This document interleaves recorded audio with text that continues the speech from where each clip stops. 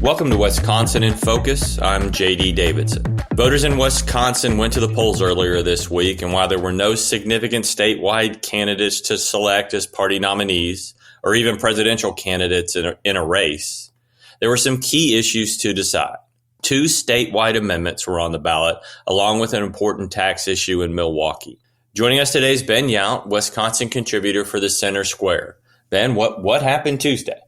Well, we saw what I think was expected to happen. The 2 constitutional amendments deal with Zuckerbucks. And if you've been paying attention to elections in Wisconsin since 2020, Zuckerbucks was a big issue and continues to be a big issue. And essentially what these do, one amendment bans outside money from coming in and being used in local election operations. The other bans outside workers from coming in and taking part, or in specifically the case of Green Bay, taking over the election operations. And this goes back to the election of 2020, as so many things that deal with election integrity here in Wisconsin do. That this was the Zuckerbuck 5, the 5 biggest and 5 most democratic cities in the state got more than $6 million to do something on election day. We never really found out exactly how that money was spent. We could rehash the Gableman investigation, but I don't think there's a need to go down that path right now. Republican lawmakers tried to pass legislation that would say, all right, look, let's make it clear. No outside private money coming in. This would ban money from the Mark Zuckerberg funded Center for Tech and Civic Life, but it also would keep out players like the Koch brothers on the conservative side. And Governor Evers refused to sign that legislation. So Republicans passed it, put it on the spring ballot, and voters approved it.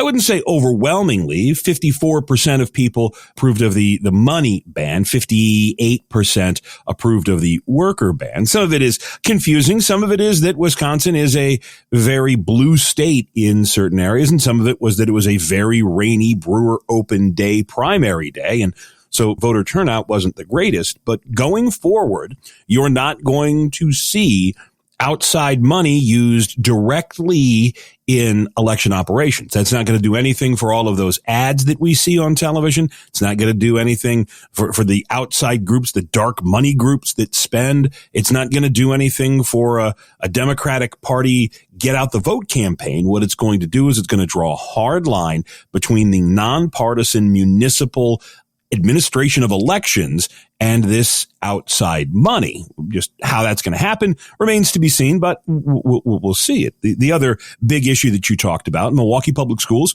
were asking for $250 million in new property taxes. And they tried to make the case that this was money that was going to go to benefit the students.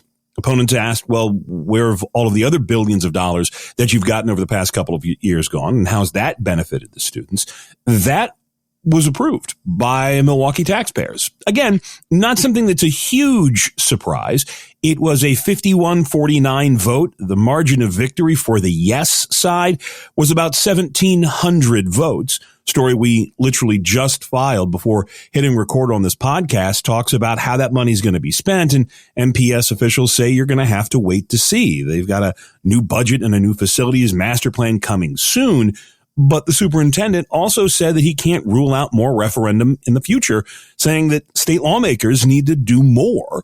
So even after getting $250 million, which they'll get every single year, MPS leaders say they still need more money. I guess it's not a shock that the tax issue passed in Milwaukee. There was some heavy opposition to it. I think how close that race was, you would think Milwaukee school officials would have to be concerned about the next ballot initiative when they decide to do it. I don't say if. It's going to come. Yeah. Well, and don't forget, MPS went to the voters in 2020 and asked for more money. And this, you're right, this is something that is going to come back. There was a piece of data that made the rounds on Twitter yesterday, and it talked about who voted for the Milwaukee Public Schools tax increase. And when you look at the breakdown by wards in the city, most of the yes votes, or more yes votes, came from affluent, upper middle class white families with fewer children. And more no votes came from black and brown families in Milwaukee with more children.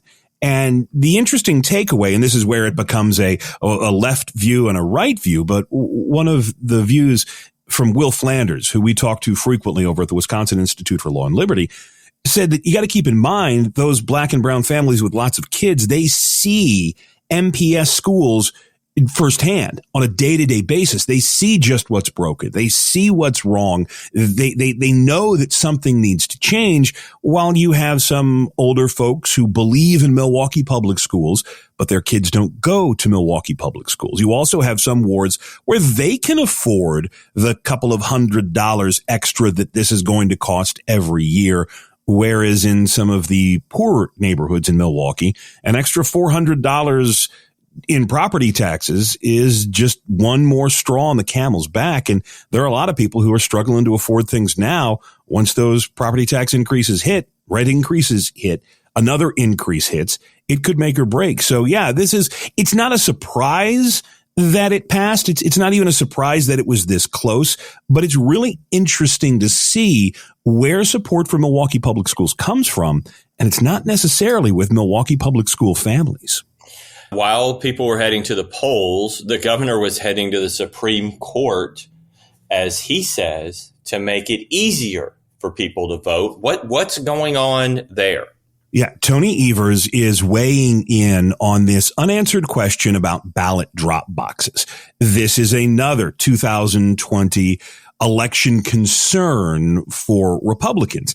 And this really gets down to a legal defense of, well, it's not technically illegal, so I guess we can do it.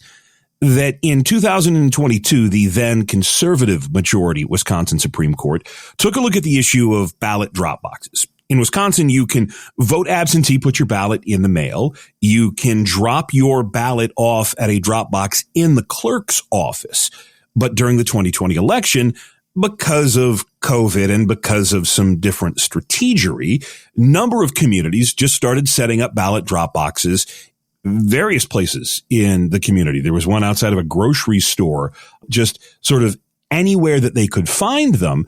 And Wisconsin Republicans objected. There was a massive turn. I want to say 40% of absentee ballots were cast in ballot drop boxes. So that's a huge number of ballots. But the then conservative Wisconsin Supreme Court said, look, state law does not specifically allow for these other ballot drop boxes. Therefore, they're banned going forward. Lawmakers have tried to clarify these laws, close these election loopholes, as they call them, but Governor Evers has refused to sign off on any of that. So now the governor is going back to a liberal majority Supreme Court and saying, well, look, there's nothing that says they're specifically banned. I mean, if you can use a ballot drop box in the clerk's office, if you can use a mailbox, why can't you use a ballot drop box somewhere else in the community? And this has been the debate. This has been the back and forth. This has been the defense of the massive use of ballot drop boxes, is that, well, Wisconsin law does not specifically prohibit them. And, well, if they're not specifically illegal, then I guess they are legal. And the Wisconsin Supreme Court says it will take up the case. Oral arguments are coming in May, and it could have a massive impact come November. Democrats are more likely, just the trends have shown, to vote absentee. Democrats love the idea of ballot drop boxes. Janelle Brandtjen and many people who have continuing concerns about election security will point you to the film 2000 Mules, where they say they have video that shows in some states people stuffing these ballot drop boxes. So this is going to be an interesting one. But again, this is a liberal majority Wisconsin Supreme Court, and I think that you should expect that they will uphold ballot drop boxes and allow them for November. Well, we'll certainly watch in May and when the ruling comes down. Ben, thanks for joining us today. Listeners can keep up with this story and more at thecentersquare.com. Are you tired of news that puts politics over people? At the nonprofit Franklin News Foundation, we believe in putting people over politics by delivering nonpartisan news and audio content that serves you, the American taxpayer. With Franklin News Foundation, you can read fact-based, state-focused news for free at thecentersquare.com. You can listen to civil, balanced conversations between policy experts through our podcast network at americastalking.com. Or you can get in-depth news on K-12 education spending, curriculum, and school safety at chalkboardnews.com. It's all free through Franklin, where we put you, the American taxpayer, first in every story, episode, and conversation. And it's only possible through our supporters. Together, we can produce content that puts people over politics and brings Americans the news they deserve. Become a supporter today at franklinnews.org/donate. Once again, that's franklinnews.org/donate.